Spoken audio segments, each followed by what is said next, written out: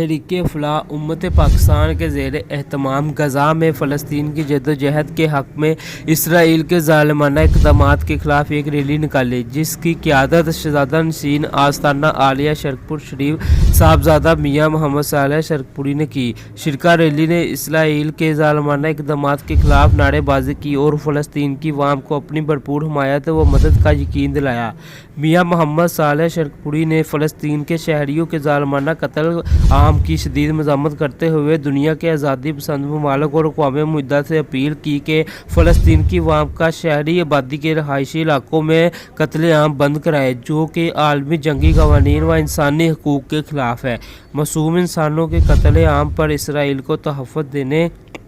پر انسانی حقوق کے دعویٰ داروں امریکہ اور مغربی ممالک کے موقف اور رویہ پر سخت تنقید کی اور احتجاج کیا۔